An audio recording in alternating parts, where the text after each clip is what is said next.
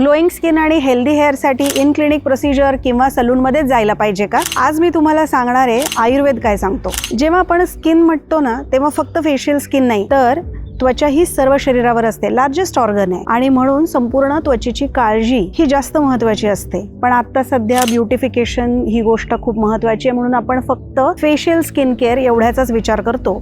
पण आयुर्वेद म्हणतो की तुमच्या दोषांचं जर शरीरात संतुलन व्यवस्थित असेल तर मात्र तुमची त्वचा आणि तुमचे केस सुद्धा खूप हेल्दी राहतात. तर हेल्दी त्वचेसाठी तुमचं खाणं पिणं व्यवस्थित पाहिजे, तुम्ही लवकर झोपलं पाहिजे, लवकर उठलं पाहिजे, व्यायाम केला पाहिजे, तर संपूर्ण शरीराची त्वचा तुमची चांगली राहू शकते. आणि त्याचबरोबर आयुर्वेदामध्ये सांगितलेलं अभ्यंगम आचरेत नित्यम, म्हणजे अभ्यंग रोज करावं, नेहमी करावं. नेहमी अभ्यंग केल्यामुळे त्वचा मृदू राहते, त्वचा दृढ पण राहते, त्वचेचा रंग सुधारतो. तर मग आता चेहऱ्याची जर तुम्हाला काळजी घ्यायची असेल तर तुम्ही काय केलं गेलं पाहिजे? कारण स्किन केअर मध्ये जर तुमची स्किन हेल्दी असेल तर तुम्ही एक विशिष्ट जर स्किन केअर रुटीन जरी फॉलो केलं तरी तुमची त्वचा दीर्घकाळपर्यंत छान राहणार आहे. आता नॉर्मली स्किन केअर रुटीन म्हणजे काय केलं गेलं पाहिजे? तर क्लेन्झिंग, मॉइश्चरायझिंग आणि योग्य ते सनस्क्रीन. मॉइश्चरायझर हे सुद्धा तुम्हाला तुमची त्वचा कशी आहे याच्यानुसार ठरवावं लागतं. आता समजा तुमची स्किन खूप ॲक्ने प्रोन असेल तर तुम्ही gel base non comedogenic moisturisers वापरू शकता, जसं की ॲक्ने मॉइस्ट. समजा तुमची स्किन ही मॅच्युअर्ड आहे तर तुम्ही काही सिद्ध तेल तुप वापरू शकता, त्याचबरोबर क्रीम बेस मॉइश्चरायझर सुद्धा वापरू शकता. आणि सनस्क्रीन वापरताना सुद्धा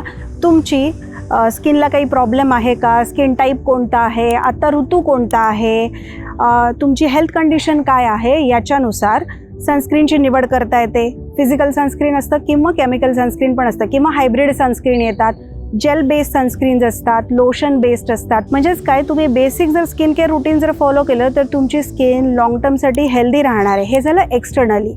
इंटरनली तुम्ही व्यवस्थित जेवण करा. ज्या गोष्टी खूप जास्त इन्फ्लमेशन निर्माण करणाऱ्या आहेत शरीरामध्ये त्या खाऊ नका. जेवणाच्या वेळा फॉलो करा. अधूनमधून गरज असेल तर पंचकर्म देखील करा. आणि मी सांगितलं तसं घरच्या घरी तुम्ही अभ्यंग सुद्धा करू शकता. समजा डार्क सर्कल आहेत तर फक्त लोकल ॲप्लिकेशन करायला पाहिजे का? नाही. तर डार्क सर्कल हे कशामुळे आहेत? म्हणजे रक्ताची कमतरता झालेली आहे, तुमच्या शरीरामध्ये जागरणाने किंवा इतर कुठल्याही कारणाने पित्त वाढलेलं आहे, याचं नेमकं कारण काय आहे ते पण फाइंड आउट केलं पाहिजे. आणि मग त्याच्यानुसार काही इंटरनल मेडिसिन्स पण दिले पाहिजेत, इफ नेसेसरी लोकल ॲप्लिकेशन्स दिले पाहिजेत किंवा ॲडव्हान्स डर्मॅटॉलॉजिकल प्रोसिजर्स आहेत त्या सुद्धा करू शकतो. हे झालं त्वचेच्या काळजीबद्दल. आता केसांची काळजी कशी घ्यायची याच्याबद्दलही मी बोलणार आहे. कारण आयुर्वेदाने तर असं सांगितलंय की केस म्हणजे तुमच्या आरोग्याचा आरसाच आहे. पण तरीही तुम्ही तुमचे केस चांगले असताना काहीतरी तुमचं रेग्युलर रुटीन केअर म्हणून काळजी घेतली पाहिजे. सो त्याच्यामध्ये मी जसं मगाशी म्हणाले त्वचेची काळजी घेताना की अभ्यंग, तसंच डोक्याच्या त्वचेला सुद्धा तुम्ही तेल लावलं पाहिजे. डिपेंडिंग तुमची प्रकृती कोणती आहे, स्काल्प इश्यूज काही आहेत का, याच्यानुसार कोणतं तेल वापरायचं, किती वेळ ठेवायचं याच्याबद्दलचा एक डिटेल व्हिडिओ आहे, तो तुम्ही बघा. शिवाय तुम्ही हेअर वॉश सुद्धा प्रॉपर केला पाहिजे. समजा तुम्हाला डॅन्ड्रफ वगैरे काही असेल तर तुम्ही अँटी डॅन्ड्रफ शॅम्पू वापरा. जे तुमचे हेअर स्ट्रँड्स आहेत त्याला तुम्ही शॅम्पू नंतर कंडिशनर वापरू शकता. तर तुमचे केस हे स्वच्छ पण राहणार आहेत, सिल्की पण होणार आहेत. केसांचं आरोग्य जपण्यासाठी तुमच्या हाडांचं आरोग्य पण चांगलं पाहिजे. मग तुम्ही तुमच्या जेवणामध्ये कॅल्शियम रिच फूड असेल किंवा हाळीवाचे लाडू, राजगिरा यासारखे पदार्थ खा. अस्थिधातूचा अग्नी व्यवस्थित कसा राहील, म्हणजे तुमची पचनशक्ती व्यवस्थित राहिली पाहिजे, ते देखील खूप महत्त्वाचे. म्हणजेच काय, केस जर तुम्हाला हेल्दी ठेवायचे असतील तर तुम्ही बाह्यतः पण केसांची काळजी घेतली गेली पाहिजे तुमच्याकडून. त्यासाठी काही तुम्ही हेअर मास्क पण वापरू शकता. डिपेंड्स काय प्रॉब्लेम आहे, खूप कर्ली हेअर्स आहेत किंवा खूप तुमचे टँगल होत आहेत, खूप पातळ झालेले आहेत, काही स्काल्प इश्यूज आहेत का, याच्यानुसार वेगवेगळे आयुर्वेदिक औषधांचे कॉम्बिनेशन असलेले हेअर मास्क सुद्धा तुम्ही वापरू शकता. हेड मसाज सुद्धा करा.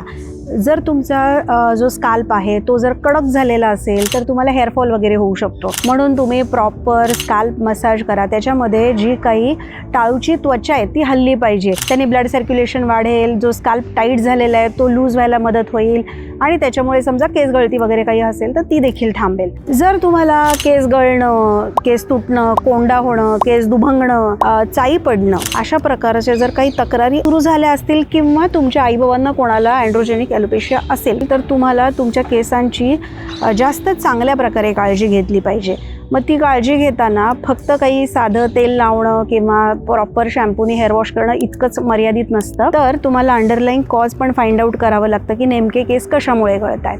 कारण telogen effluvium, anagen effluvium, male pattern hair loss, female pattern hair loss, dandruff induced hair fall किंवा stress induced hair fall, nutritional deficiency induced hair fall, अशा गोष्टी असू शकतात. सो अंडरलाईन कॉज काय आहे ते फाइंड आउट करून त्याच्यानुसार इंटरनल ट्रीटमेंट आणि एक्सटर्नल ॲप्लिकेशन्स यांचं जर कॉम्बिनेशन केलं तर तुमचं हे केस गळणं किंवा ज्या काही अनेक केसांच्या समस्या आहेत त्या कमी होऊ शकतात. तुम्हाला असं वाटलं असेल की मी इथे सांगताना फक्त इन्फॉर्मेशन देतेय, मी अजिबातच औषधांची नावं सांगत नाहीये. का माहितीये?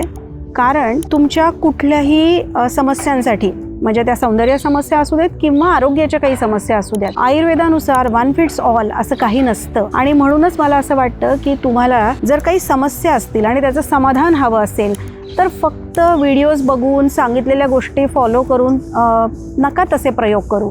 त्यापेक्षा तुम्ही जवळच्या आयुर्वेदिक डॉक्टरांना नक्की भेटा. त्यामुळे तुमच्या जर का अशा काही आरोग्याच्या किंवा सौंदर्याच्या कुठल्याही जरी समस्या असतील तरी त्या समस्यांवर इन्फ्लुएन्सरचं ऐकून काहीतरी समाधान शोधण्यापेक्षा तुम्ही डॉक्टरांचा सल्ला घ्या आणि त्यासाठी तुम्ही खाली दिलेल्या नंबरवर संपर्क करून आमची अपॉइंटमेंट बुक करू शकता.